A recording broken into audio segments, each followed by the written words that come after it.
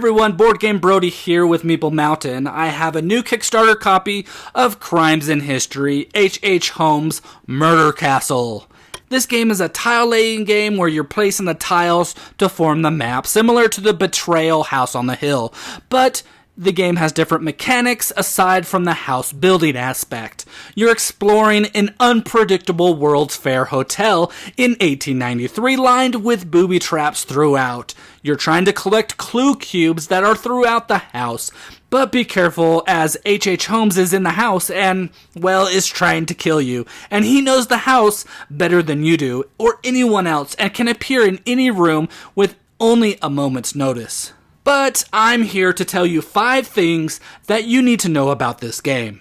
Number 1, the characters and evidence cubes.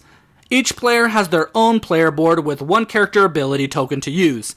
In the game, players need to fill up their evidence slots with 5 cubes of each color, but you don't start out with nothing. Each player is randomly given a card that starts you off asymmetrically so that everyone needs a different number of the colored cubes. The goal of the game is to be the first player to collect all of their evidence and to get back to the pharmacy. Everyone starts in the pharmacy and players will eventually move to explore the house and add out more tiles to it. Which brings me to number 2, the room tiles. As the castle grows and makes up the house, some tiles will be a little bit different from others.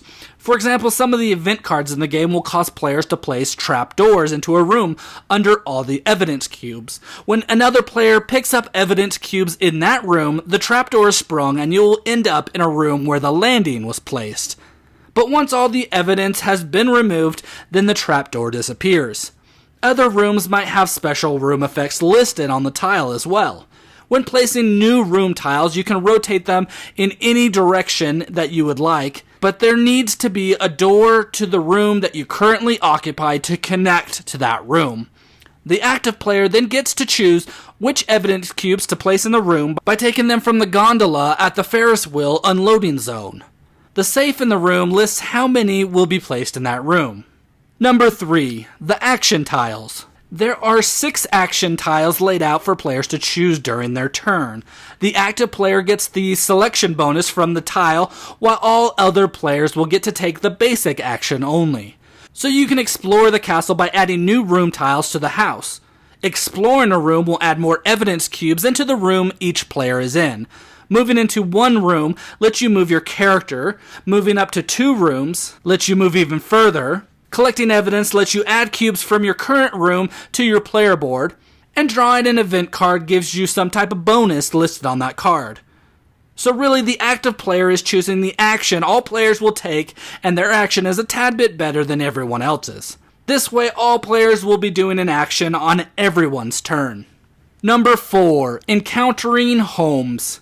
Remember, he knows this house better than the back of his hand, and if he enters a room that you are in, then you will take a Holmes strike cube and place it in the top spot of your board.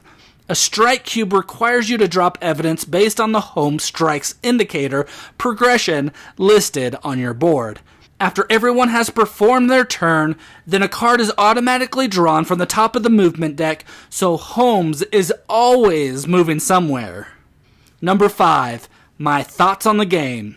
The game gives you those good feelings that you get like Betrayal does, but this game has a clear set of rules.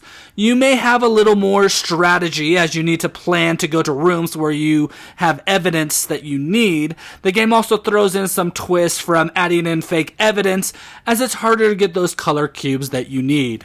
I also like the little added elements in the game, like there's potions that you have to take when you're in the laboratory, and things like that. The game also includes a second story expansion with more tiles that also includes a solo variant and a play as Holmes variant.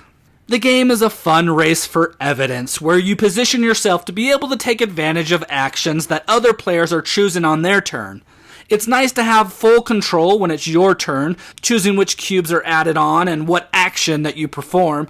But then to be efficient in this game and to win, you need to make sure that you are forward thinking as to what others will do and what else might happen.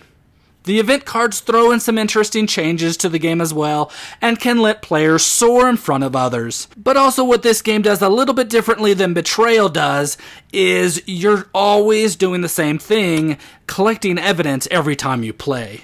But you need to get ready to explore the murder castle with your family and friends in Crimes in History, H.H. Holmes Murder Castle by Blueprint Gaming Concepts.